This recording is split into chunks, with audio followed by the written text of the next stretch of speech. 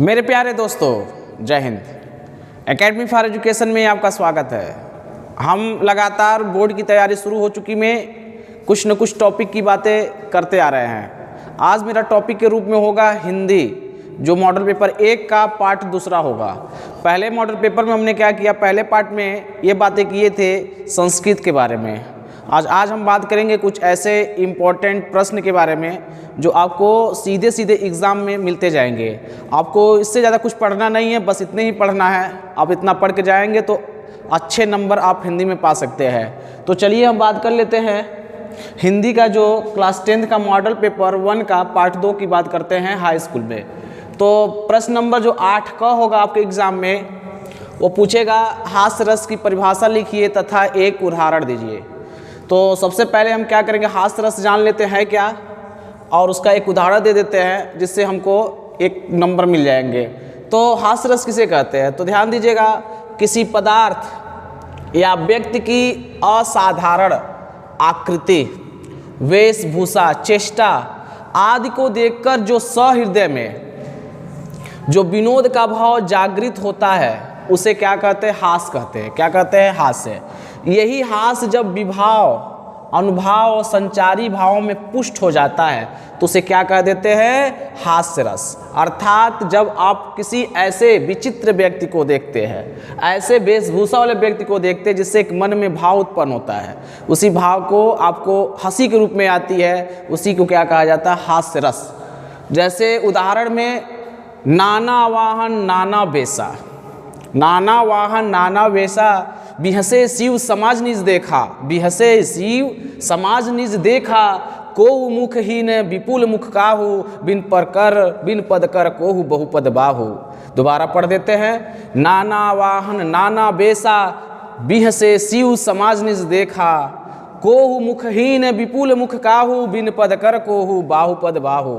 तो इसमें जो है देखेंगे, इसका अगर स्पष्टीकरण करेंगे तो इसका स्पष्टीकरण क्या होगा, इसमें 4 आपके भाव आएंगे। पहले को क्या कहेंगे, अस्थाई भाव, दूसरे को क्या कहेंगे, विभाव, तीसरे को क्या कहेंगे, अनुभाव, और चौथे को संचारी भाव। अस्थाई भाव इस उदाहरण में आप देखेंगे क्या होगा, हास होगा।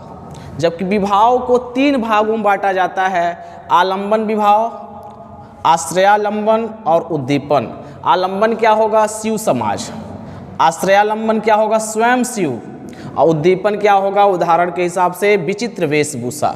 अनुभाव की बात करेंगे, इसमें शिव जी का हंसना होगा। और संचारी भाव क्या होगा, रोमांस, अर्ष और चापल्य होगा। अतः यहाँ हास्य रस की क्या होती है, निष्पत्ति होती है। इसी प्रकार दोस्तों प्रश्न संख्या दूसरा जो होगा, मतलब 8वां का ख कहेगा, रूपक अलंकार के लक्षण परिभाषा, लक्षण कह देगा, परिभाषा उदाहरण सहित लिखिए।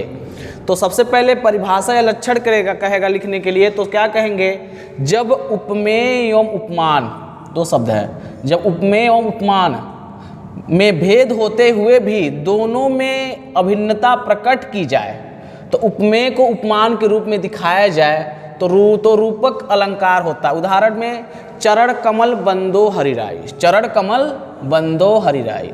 तो इसमें क्या करेंगे, इस काव्य पंक्ति में अगर देखा जाए तो उपमेय क्या है, आपका चरण है, और उपमान क्या है, कमल है। तो देखिएगा, आरोप कर दिया जाता है तो दोनों में अभिन्नता होती है, लेकिन दोनों का रूप क्या होता है, एक ही होता है। तो कह देंगे अभेदता के कारण यहाँ रूपक अलंकार होता है। जैसे चरण कमल बंदोर, चरण माने जानते ही पैर, और कमल का मतलब होता है फूल। तो चरण कमल बंदो हरिराई, मतलब उस ईश्वर की हम वंदना करते हैं। मतलब हरिराई का मतलब क्या, वो हरि भगवान, मतलब विष्णु भगवान के बारे में। तो उनका जो चरण है कमल के समान है। तो उसमें उपमेय चरण है और उपमान क्या है, कमल है। तो उसके बारे में क्या किया गया है, भिन्न, दोनों अभिन्न हैं, अलग अलग है, लेकिन इनको एक साथ जोड़ दिया गया है, इसलिए उसका रूप के आधार बताता है, इसलिए इसका नाम क्या है, रूपक अलंकार है। अगर प्रश्न संख्या 8 गौ को देखा जाए तो सोरठा की परिभाषा लिखिए तथा उदाहरण भी दीजिए।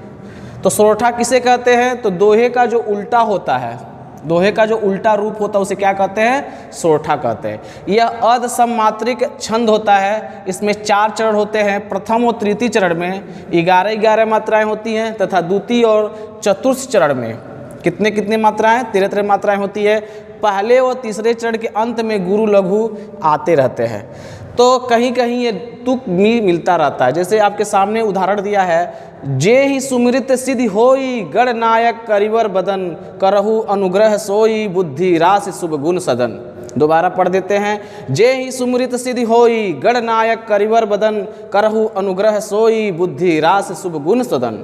तो अगर इसको हम देखेंगे तो ये आपका लघु है, ये जो बना हुआ है ये लघु होता है पाई की तरह, और इस तरह से बना हुआ है, इसे क्या कहते हैं, गुरु कहते हैं। तो इसमें अगर मात्राओं को गिनेंगे तो देख लीजिए 1 2 3 4 5 6 7 8, 8 2 10 11। तो हमने कहा है कि प्रथम और तीसरे चरण में कितना, देखिए लिखा है ना, प्रथम और तीसरे चरण में क्या 11 मात्रा है। तो पहला पद यह है और तीसरा चरण क्या है, यह है। तो इसमें 11 मात्रा है, जबकि दूसरे और चौथे में गिनेंगे तो कितने हो जाएंगे, 14। जैसे गिन लेते हैं, 1 2 2 4 2 6 2 8 2 10 2 12 1 13 14। तो 14 मात्राएं क्या होती हैं। इसी प्रकार आपके प्रश्न 9 को में क्या आएंगे, उपसर्ग लिखने के लिए आएंगे। कहेगा 3 उपसर्ग लिखना है। अन से, अन क्या है, अन उपसर्ग है, जोड़ा जाता है किसी वाक्य या किसी शब्द के पहले क्या कोई शब्द जोड़ दिया जाता है तो उसे उपसर्ग कहते हैं। जैसे अनुपस्थित, अन से क्या होगा, अनुपस्थित, अनुचित। परि से क्या होगा, परिजन, परिचय। अव क्या होगा, अवतार और अवगुण। इसी प्रकार से आपसे प्रत्यय पूछेगा, किसी शब्द के अंत में जो लगाया जाता है उसे क्या कहते हैं, प्रत्यय कहते हैं। जैसे आई, चौड़ाई, लंबाई, देखिए आई लगा कि नहीं लगा है, आई आई, देख रहे हैं। पन, बचपन, पागलपन। प्रश्न नंबर 9 का गोज होगा, 2 का समास विग्रह करना है। तो इसमें चौमासा, चौमासा का मतलब होता है 4 मासों का समाहार, मतलब 4 मासों का समाहार को क्या बोलते हैं, चौमासा। यह समास विग्रह है। पंचवटी, 5 वट वृक्षों का समाहार। तो ये दोस्तों क्या था, हमारा क्लास 10th का मॉडल पेपर पार्ट 2 था। इसी तरह से मिलते रहेंगे, आपको इम्पोर्टेंट फैक्ट क्वेश्चन के रूप में हम बताते रहेंगे जो आपके सीधे सीधे एग्जाम में पूछा जाएगा। यहीं पर वीडियो समाप्त होता है। धन्यवाद।